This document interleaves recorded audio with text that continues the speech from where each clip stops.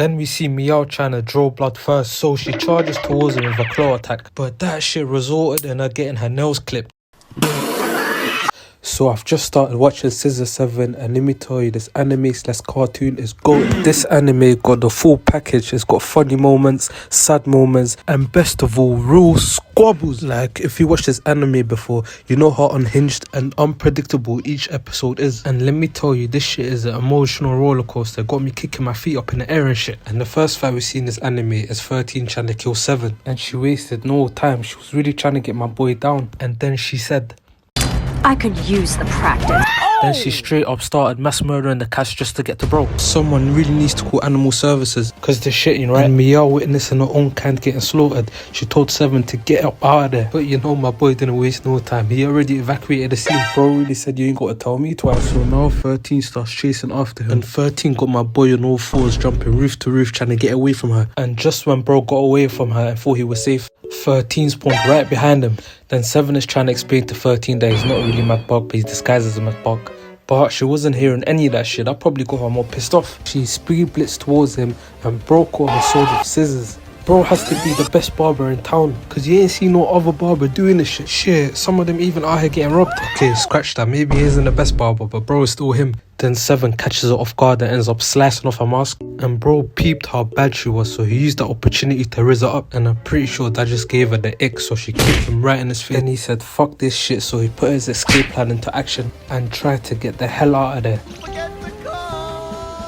And as he's descending, 13 throws a kunai at him, and that shit hit him right in his back. And then landed face first to make it worse. And then 7 starts throwing the scissors, but 13 was blocking those.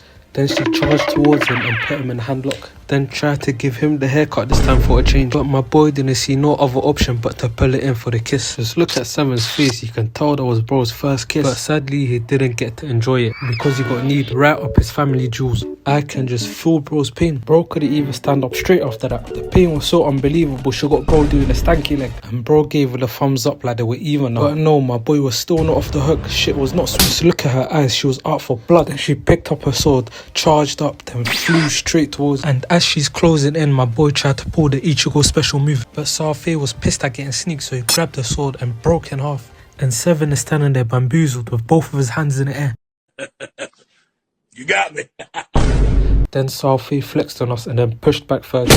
And that hit just had to humble her. Just look at her face. But I don't blame her. If I saw a chicken turn into a bodybuilder, shit, I would have the same reaction. Then the cameras turned to the cats staring right behind her, and they were all there ready to run the feedback.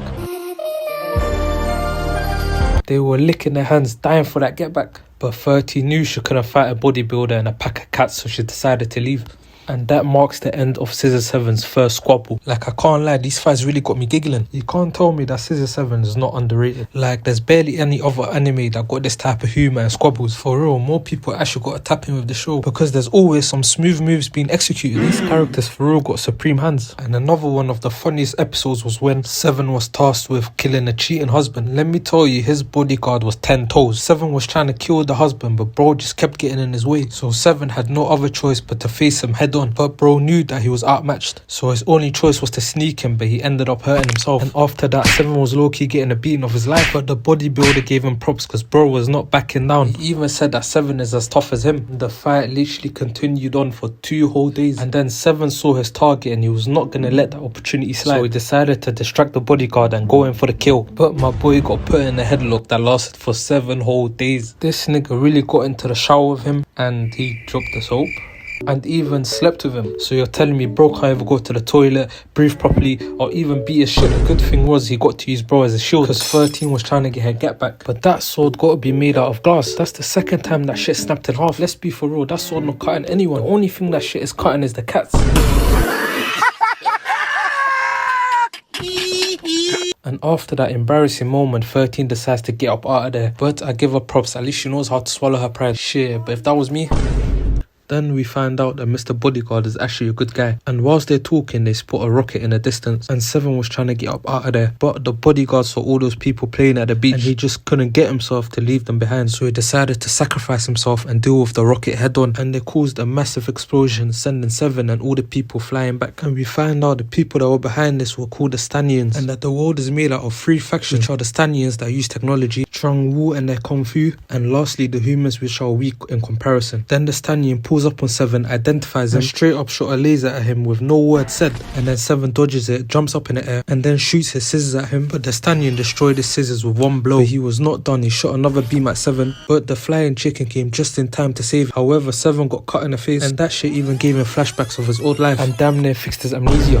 But we found out the reason the Stanians came to their island was because they wanted to extract an orb from it, which would help them further their technology, but this will result in the destruction of the island. Then we see Meow trying to draw blood first, so she charges towards him with a claw attack, but that shit resulted in her getting her nails clipped.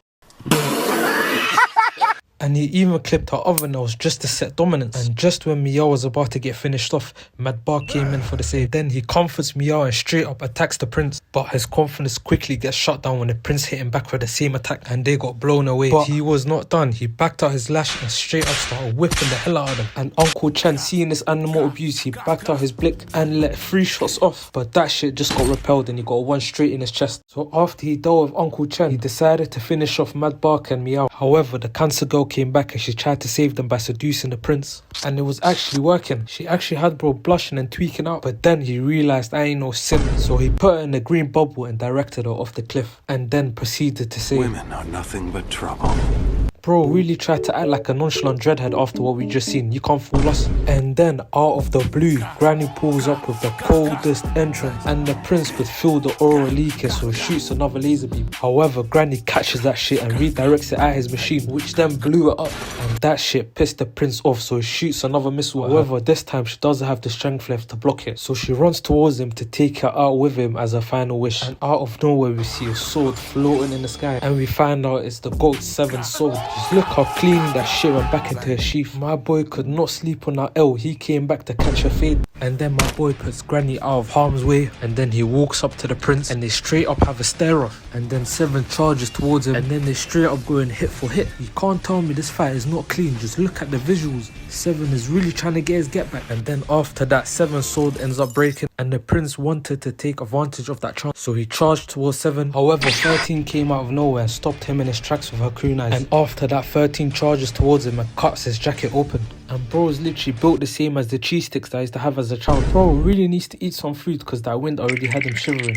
And then the flying chicken comes out of nowhere and tries to hit him, but Prince blocked that with his shield. And at this point, the only option they had left was to jump him, and that's exactly what they did. But they got stopped right in their track when the Prince transformed. And then he hit all 3 of them at the same time and spun back around to finish them off one by one. And then the Prince used his final move to finish this for good. And with no other option, 7 pushed 13 out of the way to save her life. But to my surprise, 7 turned into a leaf to avoid the hit and then sneaked behind him and followed it up with the 7-day lock that he learned from the bodyguard. I can't lie, that shit was clean, but he had me worried there for a second. And then 7 decides to lock in. He calls upon his scattered scissors and is heading straight towards him to deliver the final blow, and then sacrifices himself to inflict maximum damage. And after that, we see them both laying there on the ground, and Salfei was trying to wake my boy up, but bro was not moving. And out of nowhere, we see Prince getting up in the back. Then he says the reason he didn't die was because he's got a gorilla heart. Like damn, these Stanians do not fight fair at all. They got the technology plus the gorilla heart. Those got the double Burberry with the sliders.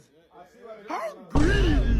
And then the Prince tries to finish off 7. However, Daibo distracts him by throwing a cigarette, and then the Prince focuses his attention on Daibo, and he had bro doing a dash. And whilst this is happening, 7 is dreaming about his old life, and just when the Prince is about to end it all, 7 gets up with maximum aura, and the Prince really felt that shit. He was trying to take no chances, and my boy comes out of that smoke unscratched. Just peep how locked in he is. He even had Daibo lost for words, and then he walked up to 13 and told her, I got this babes, and then summoned the sword, then speed blitz towards Prince with maximum efficiency, but the Prince blocked that with a shield. Then 7 scattered his sword and fixed that right back into his shield, then sliced off his arm. I'm telling you, this current 7 is a straight up demon. He deserves any type of glaze, and I will keep glazing him. And then the Prince talking about some, I got one more special move, but my boy was not phased. Just look how locked in he is. And then with no time wasted, he cut his machine in half, and that shit blew up. And then Prince got sent off like he was Team Rocket. Team Rocket's blasting off again!